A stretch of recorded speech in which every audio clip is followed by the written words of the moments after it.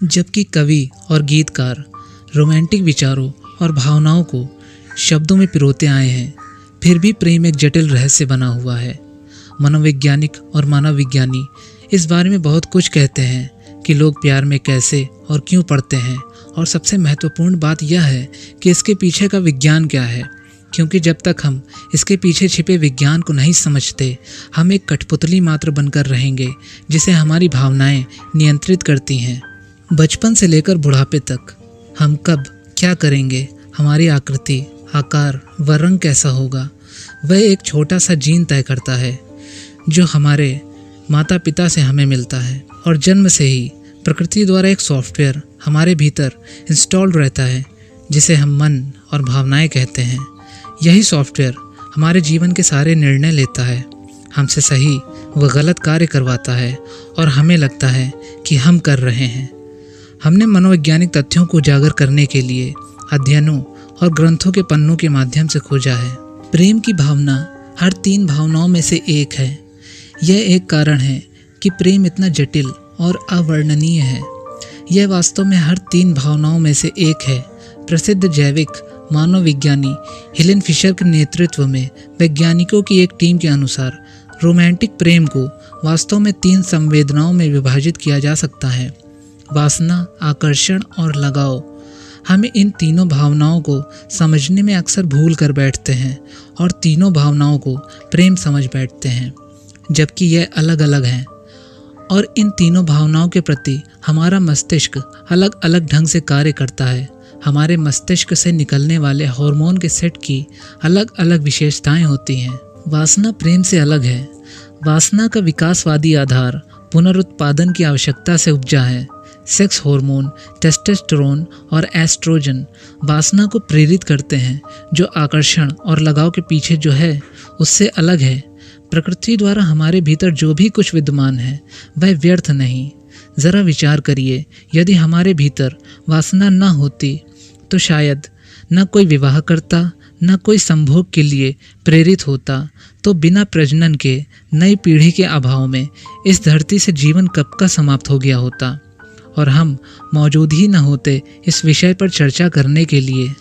यही कारण है कि वन नाइट स्टैंड या स्ट्रीमी हुकअप्स ज़रूरी नहीं कि दीर्घकालिक या लंबे संबंधों की ओर ले जाए। हालांकि यह जटिल हो जाता है क्योंकि वासना और जुनून अभी भी लंबे समय तक चलने वाले प्रेम के घटक हैं। प्यार होने के बाद भूख कम हो सकती है। जब कोई प्यार के आकर्षण के चरण में होता है तो डोपामाइन और नॉरपाइनेफ्रिन के उच्च स्तर जारी होते हैं। डोपामाइन को खुशी के हार्मोन में से एक के रूप में जाना जाता है और ये रसायन लोगों को चक्कर और यहाँ तक कि उत्साह का अनुभव भी करा सकते हैं। इस प्रतिक्रिया से भूख और निद्रा भी कम हो सकती है, जिसका अर्थ है कि आप वास्तव में प्रेम में हैं, जिससे आप अच्छी तरह खा या सो नहीं सकते हैं। प्रेम आपको बदलता है।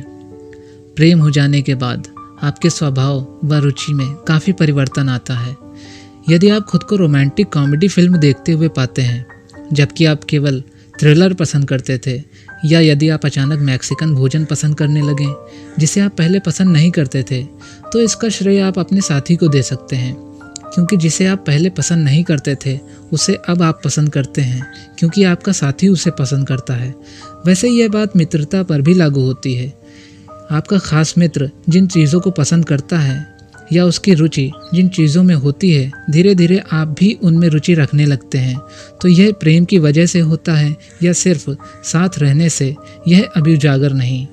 प्रेम दर्द निवारक हो सकता है। एक अध्ययन में पाया गया कि प्रेम की तीव्रता व भावुक भावनाओं को एक प्रभावी दर्द निवारक के रूप में इस्तेमाल किया जा सकता है, जो कोकेन जैसी अवैध दवाओं के समान कार्य करता है। जैसा कि हमें फिल्मों में भी दिखाया जाता है कि प्रेमी प्रेमिका एक दूसरे के साथ जीवन के अंतिम क्षण में भी मुस्कुराते हुए मृत्यु को गले लगा लेते हैं। यह दृश्य इसी बात को इंगित करते हैं कि गहरे प्रेम में दर्द सहने की क्षमता काफ़ी बढ़ जाती है। वैसे दर्द सहने की क्षमता काम वासना के चरम पर होने के क्षणों में भी काफ़ी बढ़ जाती है, लेकिन दोनों स्थितियों में मस्तिष्क के अलग अलग हिस्से कार्य करते हैं। प्यार अंधा होता है, यह वाक्यांश हमेशा से हम सुनते आए हैं। जब वैज्ञानिकों ने इसके पीछे छिपे विज्ञान को खोजा तो पाया कि यह सत्य है। प्रेम की भावना भय और सामाजिक निर्णय जैसी नकारात्मक भावनाओं के लिए जिम्मेदार तंत्रिका मार्ग को निष्क्रिय कर देती है, जिसके फलस्वरूप प्रेमी प्रेमिका को एक दूसरे की कमियां नहीं दिखती, ना ही सामाजिक बंधन दिखाई देते हैं, न जात न धर्म दिखाई देता है। प्रेमी युगल सबसे लड़ने को राजी हो जाते हैं। प्रेम आपको बीमार बना सकता है। हालांकि यह साबित नहीं हुआ कि प्यार आपको शारीरिक रूप से बीमार बनाता है, लेकिन ये कोर्टिसोल के स्तर को बढ़ाता है। कोर्टिसोल एक तनाव हार्मोन है जो हमारी रोगों से लड़ने की क्षमता को कम करता है, जिससे आपके बीमार होने की संभावना बढ़ जाती है। आपका एक दूसरे के प्रति आभारी होना रिश्तों में सुधार ला सकता है।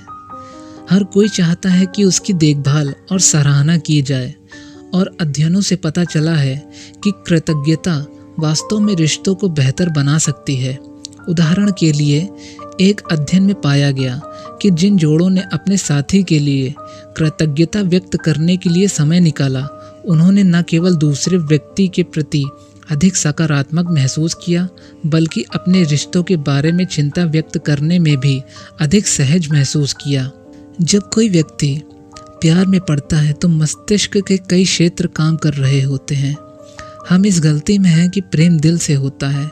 सत्य तो यह है कि जब हम प्रेम की पहली अनुभूति को प्राप्त करते हैं तो हमारे मस्तिष्क के 12 क्षेत्र उत्साह व आनंद के रसायनों को छोड़ने के लिए मिलकर काम करते हैं, जो ऐसा महसूस कराते हैं कि वे प्यार में हैं। डोपामाइन, ऑक्सीटोसिन, एड्रेनालाइन और वेरोप्रेसिन रसायन उस उच्च अनुभूति को प्राप्त कराते हैं। लव हार्मोन दोहरे चरित्र वाला होता है। ऑक्सीटोसिन, जिसे लव हार्मोन भी कहते हैं, जो हमें प्रेम करने के लिए प्रेरित करता है और समाज से जोड़े रखने व भावनाओं को बढ़ावा देने के लिए जाना जाता है। इसका एक बुरा पक्ष भी है। 2013 के प्रकाशित आश्चर्यजनक शोध से पता चला कि यह हार्मोन भावनात्मक दर्द भी पैदा कर सकता है। यह हार्मोन मस्तिष्क में सामाजिक यादों को मजबूत करता है और इसमें बुरी यादें भी शामिल हैं। ऑक्सीटोसिन का स्तर यदि नियंत्रित है तो यह अपने साथी के प्रति लगाव महसूस करने में मदद कर सकता है, लेकिन यदि हार्मोन बढ़ा हुआ है तो यह ईर्ष्या और चिड़चिड़ापन जैसी आदतों को बढ़ावा दे सकता है, जो प्रेमियों में अक्सर ब्रेकअप्स के बाद देखने को मिल सकती हैं।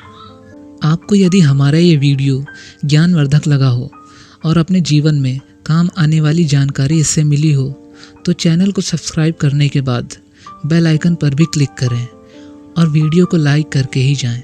धन्यवाद।